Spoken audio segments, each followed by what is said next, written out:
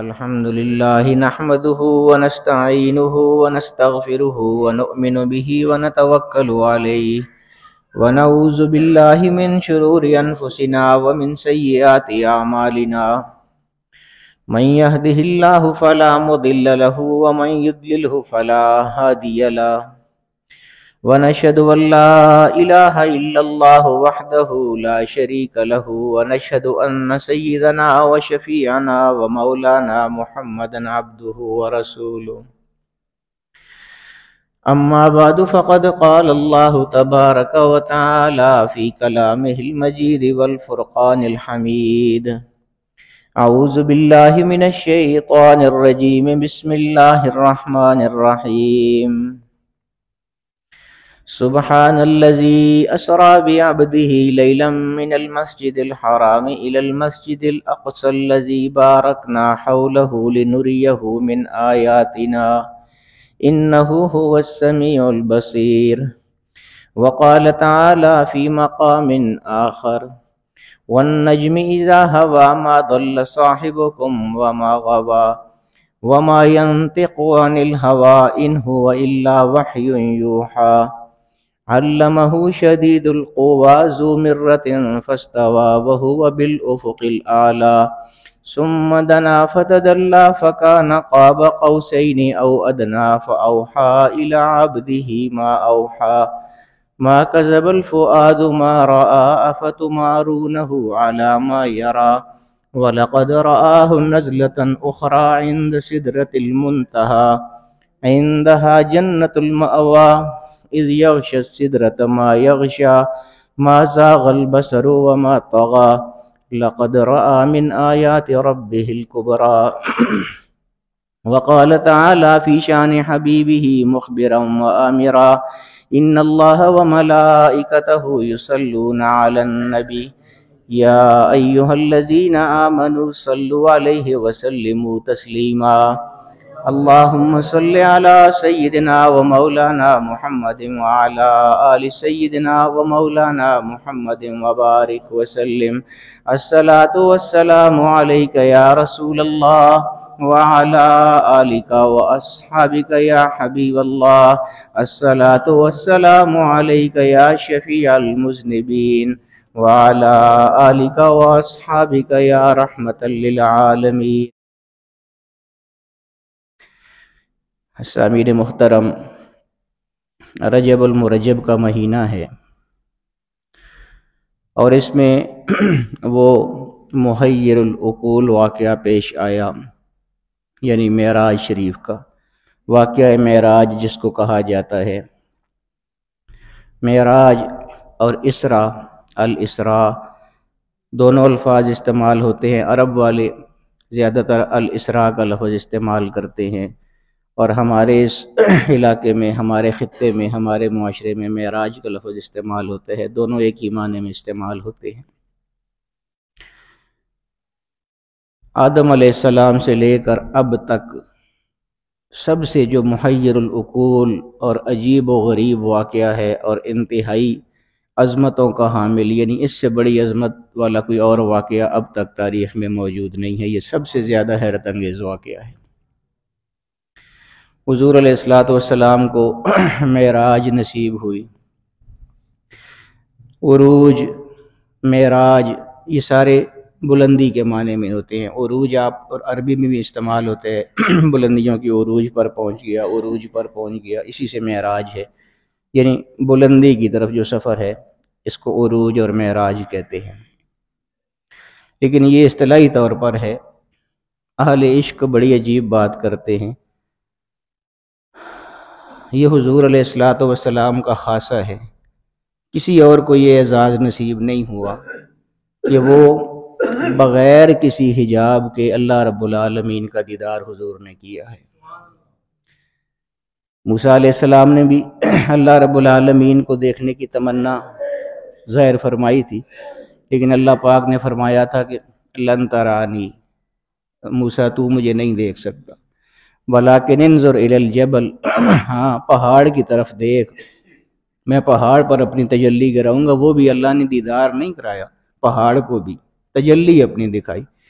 فلما تجلی ربہ للجبل، جب اللہ رب العالمین نے پہاڑ کو اپنی تجلی دکھائی یا پہاڑ پر اپنی تجلی فرمائی، جعلہ دکا موسیٰ وخر موسیٰ صعقا، تو موسیٰ علیہ السلام اس پہاڑ پر جو پڑنے والی تجلی تھی، اللہ کا دیدار نہیں تھا، اللہ کی تجلی تھی، موسیٰ علیہ السلام پر پڑی بھی نہیں تھی، پہاڑ پر پڑی تھی۔ اس کو دیکھ کے موسیٰ علیہ السلام جیسے قوی پیغمبر اور طاقتور پیغمبر اور بہادر پیغمبر جو تھے وہ بے ہوش ہو کر گر پڑے تھے، جو پہاڑ پر تجلی اللہ رب العالمین کی پڑی تھی۔ اور حضور علیہ السلام وہ ہستی ہیں کہ بغیر حجاب کے کھلی آنکھوں کے ساتھ اللہ رب العالمین کا دیدار فرما لیا۔ تو یہ بہت بڑا اعزاز ہے حضور علیہ السلام کا۔ آپ معراج کے واقعات سنتے رہتے ہیں، اکثر علماء بیان فرماتے رہتے ہیں، بڑے طویل واقعات ہیں۔ اصل میں دو سفر ہیں، ایک مسجد حرام سے مسجد اقصیٰ تک ہے، یہ زمینی سفر ہے، اور پھر مسجد اقصیٰ جہاں حضور علیہ السلام نے تمام انبیاء کی امامت فرمائی تھی، اس سے آگے پھر آسمانی سفر شروع ہو جاتا ہے۔ تو یہ دو سفر ہے، ایک زمینی سفر ہے اور ایک آسمان کا سفر ہے۔ دونوں ہی بہت عجیب ہیں، بہت حیرت انگیز ہیں، عجیب عجیب واقعات ہیں اس میں، سنتے رہتے ہیں آپ۔ تو میں نے یہ کوشش کی تھی، میں کوشش کرتا ہوں کہ ہر دفعہ جب معراج شریف کا بیان ہوتا ہے تو بجائے اس کے کہ میں کوئی خود آپ کو واقعات سناؤں معراج شریف کے، میری یہ کوشش ہوتی ہے کہ جو حضور علیہ السلام نے خود اپنے معراج کے واقعات بیان فرمائے ہیں وہی حدیث آپ کو سنا دیا کرتا ہوں، کیونکہ میں کہوں، میں کوئی تقریر کروں یا میں کوئی واعظ کروں یا کوئی عالم کرے، کوئی کمی بیشی ہو سکتی ہے، الفاظ میں کمی بیشی ہو سکتی ہے، کوئی فرق لگ سکتا ہے، لیکن خود جو حضور علیہ السلام بیان فرما رہے ہیں اس میں تو کبھی کوئی فرق نہیں آ سکتا ہے۔ اس لیے آج بھی حدیث معراج جو ہے، جو حضور نے خود بیان فرمایا کہ معراج مجھے کس طرح نصیب ہوئی، کیا کیا ہوا اس کے دوران، وہ ساری حدیث انشاءاللہ آج ہم پڑھیں گے، اور ساتھ ساتھ میں آپ کو اس کا ترجمہ بھی بتاتا جاؤں گا۔ جو ترجمہ لفظی ترجمہ ہوتا ہے اس میں کوئی اپنی طرف سے بات نہیں ہوتی ہے، وہی جو عربی کے الفاظ جو حضور نے فرمائے عربی میں انہی کا اردو ترجمہ ساتھ ساتھ کر دیں گے، تو انشاءاللہ امید ہے کہ معراج کے حوالے سے یہ ایک سیر حاصل گفتگو ہو جائے گی۔ بخاری شریف کی حدیث ہے، آپ جانتے ہیں کہ بخاری شریف اصح الکتب بعد کتاب اللہ کا ٹائٹل لیے ہوئے ہے وہ کتاب بخاری شریف، یعنی اللہ رب العالمین کا جو کلام ہے قرآن پاک، اس کے بعد سب سے زیادہ جو سچی کتاب ہے وہ صحیح بخاری ہے، یعنی صحیح احادیث کا سب سے بڑا مجموعہ صحیح بخاری ہے۔ تو اس کے حوالے سے دیکھتے ہیں بخاری شریف میں حدیث شریف جو ہے وہ حضور علیہ السلام نے جو بیان فرمائی ہے معراج کے حوالے سے، حضور نے کیسے بیان فرمائی ہے اور حضور نے کیا بتایا کہ کیا کیا کن کن مراحل سے میں گزرا، کیا کیا ہوا، وہ ساری باتیں حضور علیہ السلام کی زبانی ہم دیکھتے ہیں۔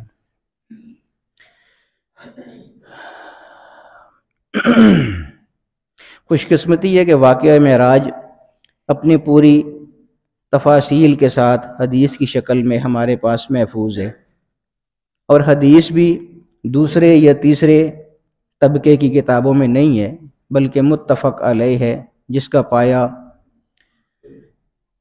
جیسا کہ میں عرض کر چکا ہوں روایت اور سند کے اعتبار سے تقریباً قرآن مجید کے برابر ہے، یعنی قرآن مجید کے برابر نہیں ہو سکتی، بہرحال قرآن کریم کے بعد سب سے صحیح کتاب اس کو کہا جا سکتا ہے، اس میں کوئی شک نہیں ہے۔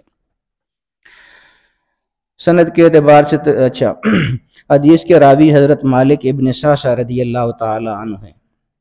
حضرت مالک ابن سعصع یہ حدیث روایت فرماتے ہیں معراج والی حضور علیہ السلام سے۔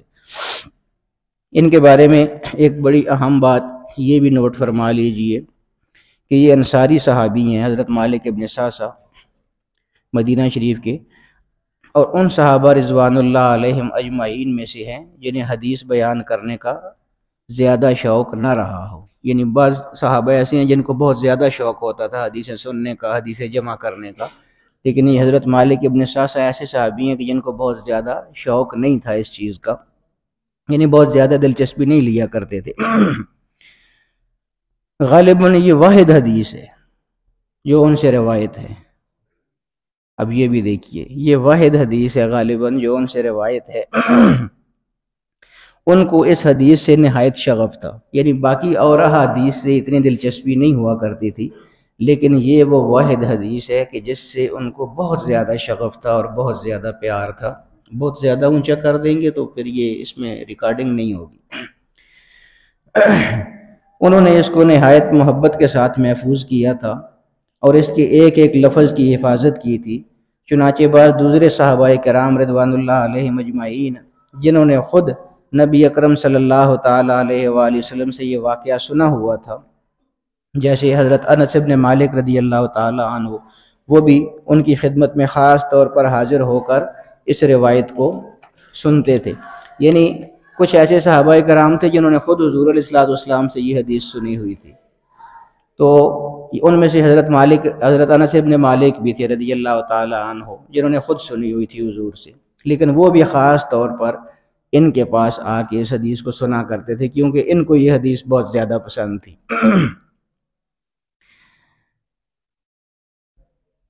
اس لیے کہ اس روایت میں ان کا درجہ بہت بلند ہے۔ اس حدیث کو امام بخاری اپنی صحیح بخاری میں عن قتادہ عن انس بن مالک عن مالک ابن ساسا کی اسناد سے روایت کرتے ہیں۔ مسلم شریف میں یہ روایت حضرت انس بن مالک رضی اللہ عنہ سے براہ راست مروی بھی موجود ہے۔ ہم اس روایت کا لفظ بلفظ مطالعہ کرتے ہیں، اس سے انشاءاللہ العزیز اس ضمن میں بہت سے اشکالات دور ہو جائیں گے۔ حدیث یہ ہے، عن مالک ابن ساسا رضی اللہ تعالی عنہ ان نبی اللہ حدثہم عن لیلۃ اسری بہ۔ حضرت مالک ابن ساسا رضی اللہ عنہ روایت کرتے ہیں کہ نبی صلی اللہ علیہ وسلم نے خود ہمیں وہ حالات و واقعات سنائے جو اس رات کو پیش آئے، جس رات آپ صلی اللہ تعالی علیہ وآلہ وسلم کو لے جایا گیا، یعنی واقعہ معراج بیان فرمایا۔ اب دیکھیے، نعرہ تکبیر، نعرہ رسالت، قبلہ حضرت صاحب۔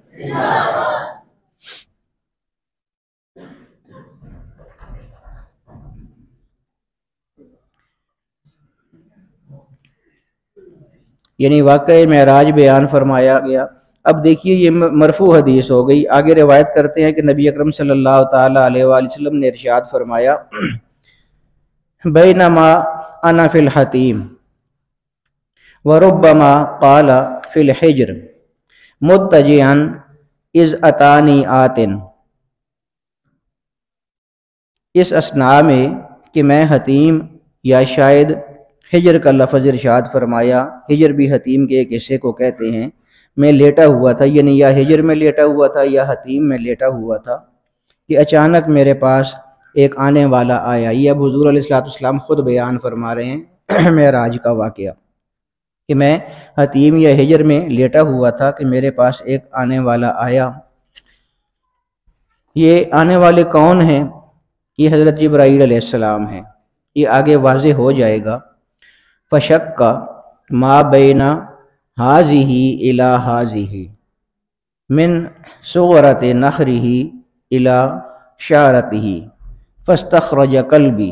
حضور صلی اللہ علیہ وسلم نے اشارہ فرمایا کہ اس نے یہاں سے وہاں تک میرا سینہ چاک کیا، یعنی حلق کے گڑھے سے لے کر ناف تک، پھر میرا دل نکالا۔ ثم اتیت بطست من ذہب مملوءۃ ایمانا فغسل قلبی، پھر ایک سنہری تشت لایا گیا جو ایمان سے بھرا ہوا تھا۔ یہ خود حضور بیان فرما رہے ہیں، پھر ایک سنہری تشت لایا گیا جو ایمان سے بھرا ہوا تھا، پھر اس سے میرا دل دھویا گیا۔ وفی روایت ثم غسل البطن بماء زمزم ثم ملئ ایمانا و حکمتا، اور ایک روایت میں آتا ہے کہ اسی طرح پیٹ کو بھی زمزم سے دھویا گیا، زمزم کے پانی سے، اور اس میں ایمان و حکمت بھر دیے گئے۔ ثم اتیت بدابۃ دون البغل وفوق الخمار ابید یقال لہ البراق، پھر میرے پاس ایک چوپایا لایا گیا جو خچر سے چھوٹا تھا، یعنی جو خچر سے چھوٹا اور گدھے سے بڑا تھا، وہ بالکل سفید تھا، اس کا نام براق ہے۔ یدع خطوۃ عند اقصی طرفہ، اس کا ہر قدم اس کی حد نگاہ تک پڑتا تھا، یعنی جہاں تک نگاہ انسان کی جا سکتی ہے وہاں تک صرف وہ ایک قدم بڑھتا تھا، اتنی یعنی سپیڈ اس کی اندازہ کیجیے۔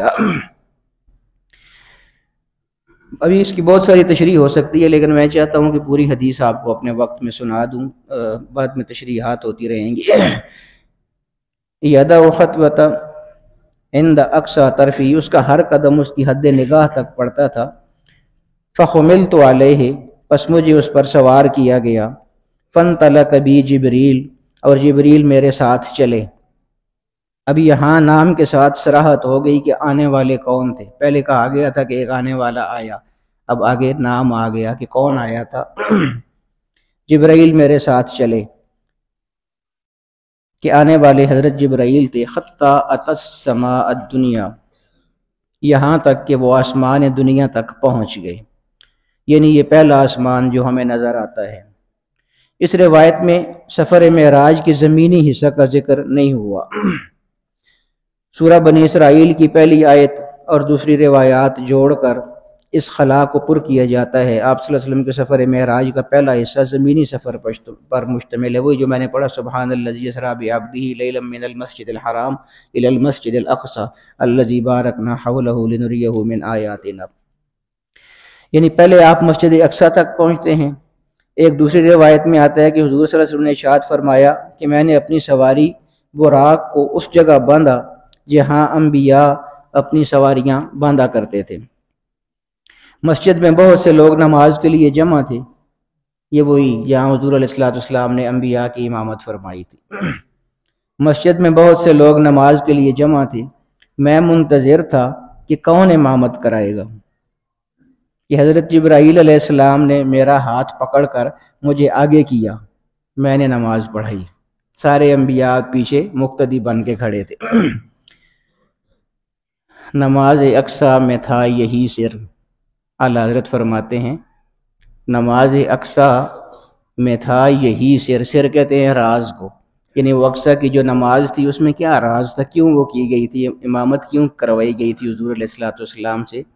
نماز اقصی میں تھا یہی سر، ایاں ہمانی یہ اول آخر، ایاں ہمانی یہ اول آخر، کہ دست بستہ ہیں پیچھے حاضر جو سلطنت آگے کر گئے تھے، یعنی جتنے انبیاء پہلے سلطنتیں کر چکے تھے وہ اب پیچھے کھڑے تھے اور ان کا سب کا امام آگے کھڑا تھا، یعنی حضور علیہ السلام اول بھی ہیں اور آخر بھی ہیں۔ اس مفہوم کو سمجھا رہے ہیں اعلیٰ حضرت کہ اول کیسے ہیں آخر کیسی ہے، یعنی آنے میں تو سب سے آخر آئے تھے لیکن اول ایسے ہیں کہ کھڑے آگے وہی ہوں گے، باقی سارے آخر ہو جائیں گے، پیچھے چلے جائیں گے جب حضور آ جائیں گے۔ تو میں منتظر تھا کہ کون امامت کرائے گا، کہ حضرت جبرائیل علیہ السلام نے میرا ہاتھ پکڑ کر مجھے آگے کیا، میں نے نماز پڑھائی، اور پھر حضرت جبرائیل علیہ السلام نے مجھے بتایا کہ آپ کی ابتدا میں نماز ادا کرنے والے وہ تمام انبیاء ہیں جو دنیا میں مبعوث ہوئے، اور آج آپ نے ان سب کی امامت فرمائی ہے۔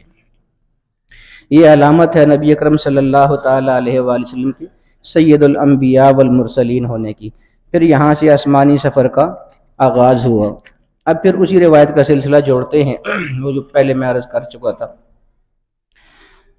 جو بیان ہو رہی تھی۔ حضور صلی اللہ علیہ وسلم حضرت جبرائیل علیہ السلام کے ساتھ پہلے آسمان پر پہنچے تو حضرت جبرائیل نے دستک دی۔ اب یہ دیکھیے نا کیسا اللہ رب العالمین کا انتظام ہے، یعنی ملائکہ کے سردار حضرت جبریل امین ہیں، سب فرشتوں کے سردار ہیں، وہ حضور کو ساتھ لے کے جا رہے ہیں، کوئی عام فرشتہ نہیں لے کے جا رہا، بلکہ ملائکہ کے جو سردار ہیں، جو ملائکہ کے آقا ہیں، وہ لے کے جا رہے ہیں حضور علیہ السلام کو۔ اب حضور علیہ السلام کا پروٹوکول بھی دیکھیے آپ، یعنی جو آسمان کے فرشتے جو ماتحت ہیں جبرائیل علیہ السلام کے، جبریل جب ان کے سردار ہوئے تو آسمانی جو فرشتے ہیں وہ ان کے ماتحت ہیں سارے، جو دروازوں پر جن کی ڈیوٹی لگی ہوئی ہے۔ تو جبریل کو آتا دیکھ کے ویسے ہی انہوں نے دروازہ کھول دینا چاہیے تھا، کیونکہ جبریل ان کے آقا آ رہے تھے، لیکن اب حضور علیہ الصلوۃ والسلام کا پروٹوکول دیکھیے آپ۔ پہلے آسمان پر پہنچے تو حضرت جبریل نے دروازے پر دستک دی، فاستفتح، پس اس نے دروازہ کھلوانا چاہا جبریل علیہ السلام نے، فقیل من ھذا، تو جو اندر دروازے کے اندر وہ فرشتہ کھڑا تھا چوکیدار، اس نے کہا من ھذا، کون ہے، کون دروازہ کھٹکھٹا رہا ہے۔ اب فرشتے کو نہیں پتا کہ باہر جبریل دروازہ کھٹکھٹا رہے ہیں، ان کے امام ہے جبریل، پوچھتے ہیں کہ کون دروازہ کھٹکھٹا رہا ہے۔ جبریل آگے سے فرماتے ہیں جبریل، میں جبریل ہوں۔ پھر اندر سے پوچھا گیا کون ہے، پوچھا گیا کون ہے، انہوں نے جواب دیا جبریل، قیلا ومن معک۔ اب آگے سے فرشتہ کیا پوچھتا ہے، یعنی انہوں نے بتا بھی دیا کہ میں جبریل ہوں، پھر آگے سے فرشتہ پوچھتا ہے آپ تو ہیں، من معک، آپ کے ساتھ اور کون آیا ہے۔ من معک، پوچھا گیا آپ کے ساتھ کون ہے۔ یہاں یہ بات ذہن میں رکھیے کہ اس امکان کو مسترد نہیں کیا جا سکتا کہ آسمان اول کے دروازے پر تعینات فرشتوں کو معلوم ہو پھر بھی پوچھ رہے ہوں۔ قانون قانون ہے، لہذا دروازے پر دستک دینی ہوگی اور شناخت کرانی ہوگی۔ کوئی جج اپنے علم کی بنیاد پر کبھی فیصلہ نہیں دے گا، فیصلہ تو مقدمے کی سماعت اور شہادتوں کی بنیاد پر ہی ہوگا۔ کسی جج کو کسی واقعے کا ذاتی علم ہے تو بھی اسے مقدمہ کسی عدالت کو منتقل کرنا ہوگا اور وہاں گواہ کی حیثیت سے پیش ہونا ہوگا۔ بس قانون قانون ہے۔ پوچھا گیا ساتھ کون ہے، تو جبریل نے کہا کہ محمد صلی اللہ تعالی علیہ وآلہ وسلم۔ قیل وقد ارسل الیہم، قال نعم، پوچھا گیا کیا انہیں بلایا گیا ہے۔ یعنی اب آسمان کے فرشتے، ظاہر ہے ان کی ڈیوٹی ہے نا، تو وہ یہ دیکھ رہے ہیں کہ کیا اللہ رب العالمین کی جانب سے بلایا گیا ہے یا جبریل خود حضور علیہ الصلوۃ والسلام کو لے کے اوپر جا رہے ہیں۔ یعنی احتیاط بھی دیکھیے اور حضور کا پروٹوکول بھی دیکھیے۔ قیل وقد ارسل الیہ قال نعم، پوچھا گیا کیا انہیں بلایا گیا ہے، انہوں نے فرمایا ہاں۔ قیل مرحبا بہ، پھر کہا کہ خوش آمدید، فنعم المجیء جاء ففتح، اس کے بعد کہا گیا کہ مرحبا ہے، خوش آمدید ہے ان کے لیے، تہنیت ہے، مبارکباد ہے، خوش آمدید ہے، کیا ہی اچھے ہیں جو لائے گئے ہیں، یعنی حضور علیہ الصلوۃ والسلام۔ پھر سمائے دنیا کا دروازہ کھولا گیا، فلما خلصت فاذا فیہا آدم، پھر جب میں داخل ہوا تو میں نے دیکھا وہاں آدم علیہ السلام تشریف فرما ہیں۔ یہ پہلے آسمان سے اوپر کی بات ہو رہی ہے۔ فقال ھذا ابوک آدم فسلم علیہ، فسلمت علیہ، جبرائیل علیہ السلام نے کہا یہ آپ سب کے جد امجد حضرت آدم علیہ السلام ہیں، بس آپ ان کو سلام کیجئے، تو میں نے ان کو سلام کیا۔ فرد السلام ثم قال مرحبا بالابن الصالح والنبی الصالح، انہوں نے سلام کا جواب دیا اور فرمایا خوش آمدید صالح بیٹے اور صالح نبی، صالح بیٹے۔ اب یہ یاد رکھیے گا حضرت آدم علیہ السلام نے کیا فرمایا، خوش آمدید اے نیک بیٹے، یعنی آدم علیہ السلام کی ہم سب اولاد ہیں نا، تو اس لیے انہوں نے بیٹے کہا۔ اب باقی انبیاء کیا کہیں گے یہ بھی آگے دیکھتے جائیے۔ ثم صعد بی حتی اتی السماء الثانیہ، پھر جبرائیل مجھے لے کر اور اوپر گئے، یہاں تک کہ دوسرے آسمان تک پہنچ گئے۔ یہاں بھی وہی سوال جواب ہوئے۔ فاستفتح قیل من ھذا، قال جبریل، قیل ومن معک، وہی سارا کہ کون ہے، ان کو بلایا گیا ہے، سارا وہی دوسرے آسمان پر جو فرشتے تھے، جو دربان تھے، جو چوکیدار تھے، انہوں نے بھی وہی سارے سوالات، وہی سارے جوابات ہوئے۔ ففتح، اس ساری عبارت کا ترجمہ ہم پہلے کر چکے ہیں۔ فلما خلصت فاذا یحییٰ وعیسیٰ وہما ابنا خالۃ، قال ھذا یحییٰ وعیسیٰ فسلم علیہما فسلمت، فردا ثم قال مرحبا بالاخ الصالح والنبی الصالح، پھر جب میں دوسرے آسمان میں داخل ہوا، یہ اسی عبارت کا ترجمہ ہو رہا ہے، تو وہاں یحییٰ اور عیسیٰ علیہ السلام تھے، اور یہ دونوں آپس میں خالزاد بھائی ہیں۔ جبرائیل علیہ السلام نے کہا یہ یحییٰ اور عیسیٰ ہیں، ان کو سلام کیجئے، تو میں نے سلام کیا۔ انہوں نے مجھے سلام کا جواب دیا اور کہا خوش آمدید، مرحبا صالح بھائی اور صالح نبی۔ پہلے صالح بیٹے اور صالح نبی، آدم علیہ السلام نے صالح بیٹے اور صالح نبی کہا تھا۔ اب آگے چونکہ اولاد شروع ہو گئی ہے تو انہوں نے کیا کہا کہ خوش آمدید بھائی جان، آپ صالح نبی بھی ہیں اور صالح بھائی بھی ہیں، نیک بھائی بھی ہیں۔ صالح بھائی اور صالح نبی، یہاں غور کیجئے کہ حضرت آدم علیہ السلام نے حضور صلی اللہ علیہ وسلم کے استقبال بیٹا کہہ کر کیا، جبکہ حضرت یحییٰ اور حضرت عیسیٰ علیہ السلام نے بھائی کہہ کر خیر مقدم کیا اور خوش آمدید کہا۔ یہ اس لیے کہ حضرت آدم علیہ السلام تو کل بنی نو انسان کے جد امجد ہیں، جبکہ حضرت یحییٰ و عیسیٰ علیہ السلام بنی اسرائیل میں سے ہیں، جو حضرت ابراہیم علیہ السلام کے دوسرے بیٹے حضرت اسحاق علیہ السلام کی اولاد میں سے ہیں، چنانچہ وہ بیٹا کہنے کے بجائے بھائی کہتے ہیں۔ اسی طرح آگے حضرت یوسف علیہ السلام، موسیٰ علیہ السلام، ہارون علیہ السلام آپ کو بھائی کہیں گے، اور آگے حضرت ابراہیم علیہ السلام پھر آگے جا کے بیٹا کہیں گے کیونکہ حضور ان کی اولاد میں سے ہیں، اور آگے حضرت ابراہیم علیہ السلام پھر بیٹا کہیں گے کیونکہ حضور ان کے بڑے بیٹے حضرت اسماعیل علیہ السلام کی اولاد میں سے ہیں۔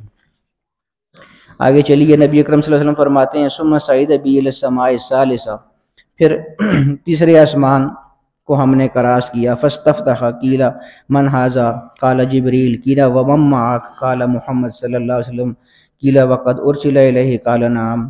پھر آگے یوسف علیہ السلام اور یہ سارے مرحبا بالاخ الصالح والنبی الصالح، یعنی تیسرے آسمان پر حضرت یوسف علیہ السلام سے ملاقات ہوئی اور وہی سارا مکالمہ ہوا، وہ بار بار میں ترجمہ نہیں کر رہا، وہی بات بار بار ہو رہی ہے۔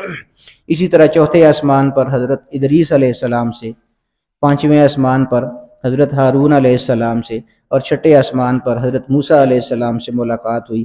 حضرت موسیٰ علیہ السلام سے ملاقات کا ذکر حدیث میں اس طرح ہے کہ سلام کے تبادلہ کے بعد فلما جاوزتہ بقا، جب میں آگے جانے لگا تو موسیٰ علیہ السلام رونے لگے۔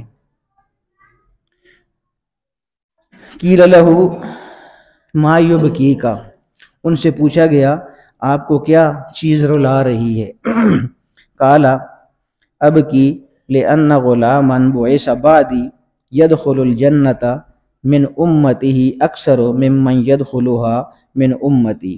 موسیٰ علیہ السلام، دیکھیے نا، اب حضور علیہ السلام کا یہ بھی کمال دیکھیے، حضور یعنی معراج ہر لحاظ سے معراج ہے۔ موسیٰ علیہ السلام کا جب دیدار ہوا تھا اور حضور ان سے آگے بڑھنے لگے جب، تو موسیٰ علیہ السلام رو پڑے تھے۔ اب ان سے پوچھا گیا کہ یہ ساری چیزیں کیوں بیان ہو رہی ہیں؟ حضور کی عظمت ہم پر ظاہر کرنے کے لیے، وہاں کے واقعات تو وہاں کے تھے نا، یہ سارا کچھ اتنی تفصیل کے ساتھ کیوں کیا جا رہا ہے؟ تاکہ یہ ساری باتیں ہم تک پہنچیں اور ہم کو پتہ چلے کہ ہمارے حضور علیہ السلام کی کیا شان تھی۔ موسیٰ علیہ السلام رو پڑے۔ پوچھا گیا کہ کیوں، کس چیز نے آپ کو رلا دیا ہے؟ موسیٰ علیہ السلام نے کہا کہ مجھے اس بات پر رونا آ رہا ہے کہ یہ جوان، یعنی محمد صلی اللہ تعالی علیہ وآلہ وسلم، یہ جوان جن کی بعثت میرے بہت بعد ہوئی ہے، یعنی موسیٰ علیہ السلام تو بہت پہلے کے نبی ہیں نا، اور حضور علیہ السلام تو ان کی بہت بعد میں آئے ہیں، آخری نبی ہیں، جن کی بعثت میرے بہت بعد ہوئی ہے، اس کے باوجود ان کی امت سے جنت میں داخل ہونے والوں کی تعداد میری امت کے مقابلے میں بہت زیادہ ہوگی۔ یعنی میں بھی اپنی امت کے لیے دعائیں کرتا رہا، لیکن میں اپنی امت کے اتنے لوگوں کو جنت میں داخل نہیں کرا سکنا جتنا یہ بعد میں آنے والا جوان اپنی امت کے جوانوں کو جنت میں داخل کرا چکا ہے۔ وہ شفقت، وہ الفت جو کسی نبی کو اپنی امت سے ہونی چاہیے، یہ اس کا بکمال و تمام اظہار ہے۔ اسے معاذ اللہ کسی حسد پر محمول نہ کر لیجئے گا، بلکہ یہ اپنی امت کی محرومی کا احساس ہے، جس سے حضرت موسیٰ علیہ السلام پر یہ کیفیت طاری ہوئی۔ ثم صعد بی الی السماء السابعہ، پھر مجھے ساتویں آسمان پر لے جایا گیا، وہاں بھی داخلہ کے لیے فرشتوں سے مکالمہ ہوا۔ اس آسمان پر حضرت ابراہیم علیہ السلام سے ملاقات ہوئی۔ فلما خلصت فإذا ابراہیم قال ھذا ابوک ابراہیم فسلم علیہ فسلمت علیہ فرد السلام ثم قال مرحبا بالابن الصالح والنبی الصالح۔ پھر جب میں داخل ہوا تو وہاں حضرت ابراہیم علیہ السلام تھے۔ جبریل نے کہا یہ آپ کے جد امجد ابراہیم ہیں، انہیں سلام کیجئے۔ چنانچہ میں نے انہیں سلام کیا، جواب میں حضرت ابراہیم علیہ السلام نے بھی سلام کہا اور ان الفاظ سے میرا استقبال کیا، خوش آمدید صالح بیٹے اور صالح نبی کے لیے، یہ یہاں بھی بیٹا فرمایا گیا۔ ثم رفعت الی سدرۃ المنتہا، اس سے پہلے جتنے بھی جگہ آسمانوں پر جانے کا ذکر ہو رہا ہے حدیث میں صاعدہ کا لفظ استعمال ہوا ہے، پھر مجھے اٹھایا گیا صاعدہ، پھر مجھے دوسرے آسمان تک اٹھایا گیا، ثم صاعدہ، پھر مجھے تیسرے آسمان پر اٹھایا گیا۔ لیکن جب ساتواں آسمان پورے ہو گئے، اب سدرۃ المنتہا پر جب آسمانی سفر سے بھی یعنی اوپر جانے کی بات آئی تو صاعدہ کا لفظ نہیں استعمال کیا، پھر فرمایا ثم رفعت الی سدرۃ المنتہا، پھر مجھے رفعت و بلندی سدرۃ المنتہا کی طرف میری رفعت کر دی گئی، پھر مجھے بلند کیا گیا سدرۃ المنتہا تک۔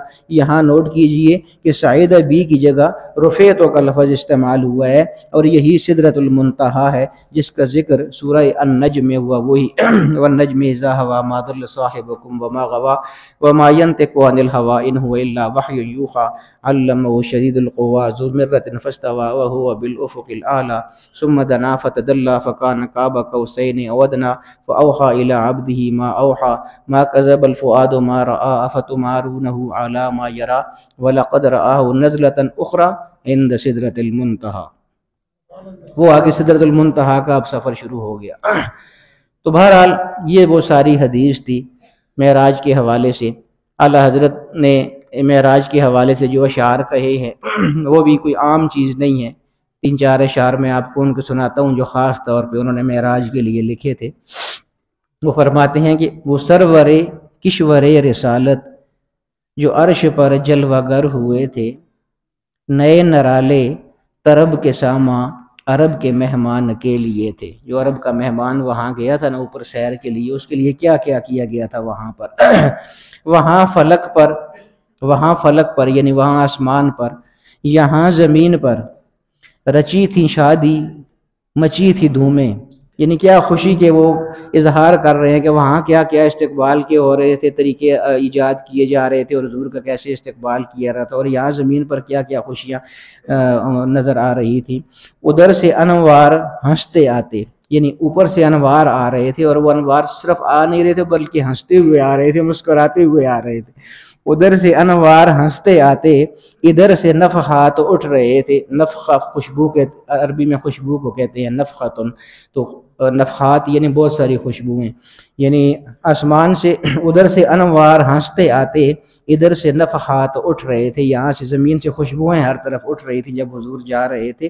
نماز اقصا میں تھا یہی سر، ایاہ مانی اول آخر، کہ دست بستہ ہیں پیچھے حاضر جو سلطنت آگے کر گئے تھے۔ تھکے تھے روح الامی کے بازو، ایک جگہ آئی تھی نا سدرۃ المنتہا والی، جہاں جبریل نے عرض کی تھی کہ یا رسول اللہ میں بے شک آسمانوں کا فرشتہ ہوں اور نہ صرف فرشتہ ہوں بلکہ تمام فرشتوں کا سردار ہوں، لیکن یا رسول اللہ یہاں آ کے میری تمام طاقتیں ختم ہو جاتی ہیں، اس سے آگے صرف اور صرف آپ جا سکتے ہیں، اگر میں یہاں سے ایک قدم بھی آگے بڑھا تو میرے پر جل جائیں گے۔ یہ وہ جگہ ہے۔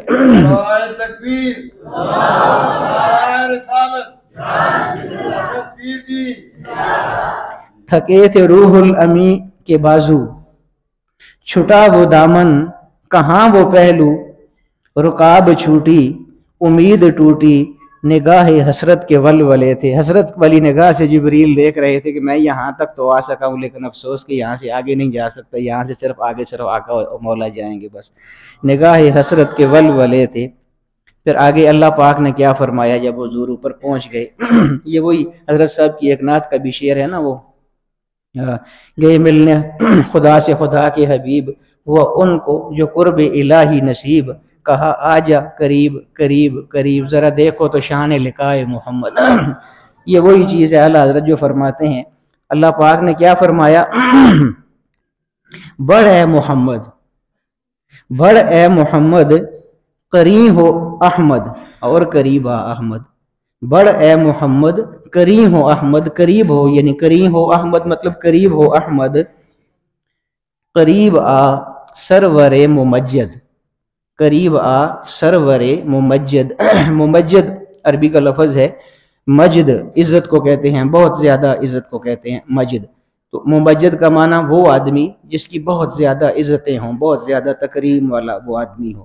تو اللہ پاک حضور کو فرما رہا ہے کہ بڑھ اے محمد کری ہوں احمد، قریب آ سرور ممجد۔ ممجد وہ آدمی میں نے آپ کو بتایا کہ جس کی سب سے زیادہ عزتیں ہوں، تو اللہ حضرت ان کو حضور کو ممجد نہیں کہہ رہے بلکہ کہہ رہے ہیں سرور ممجد۔ جتنے ممجد ہیں، جتنی عزتوں والے ہیں، ان کے جو بادشاہ ہیں، آپ قریب آئیے۔ یعنی وہ عظمتوں والے جو بادشاہ ہیں، صرف عظمتوں والے نہیں بلکہ جتنے عظمتوں والے لوگ ہیں ان کے جو بادشاہ ہیں، ان کو اللہ پاک فرما رہا ہے کہ اے عظمتوں والوں کے بادشاہ تو قریب آ میرے، اے سرور ممجد۔ نثار جاؤں یہ کیا ندا تھی، یہ کیا سماں تھا، یہ کیا مزے تھے۔ تبارک اللہ شان تیری تجھی کو زیبا ہے بے نیازی، کہیں تو وہ جوش لن ترانی، کہیں تقاضے وصال کے تھے۔ ادھر سے پہ ہم تقاضے آنا، ادھر تھا مشکل قدم بڑھانا، جلال و ہیبت کا سامنا تھا، جمال و رحمت ابھارتے تھے۔ جمال و رحمت یہ کہتے تھے کہ اور آگے جائیے، لیکن قدم بڑھانے بڑے مشکل ہو رہے تھے۔ تو یہ ساری وہ معراج کی باتیں ہیں جو حدیث اور اعلیٰ حضرت کے کچھ اشعار کے حوالے سے میں نے آپ کو بتائی ہیں۔ اللہ رب العالمین ہمیں ان چیزوں کو سمجھنے اور خاص طور پر حضور علیہ الصلوۃ والسلام کی عظمت کو سمجھنے کی توفیق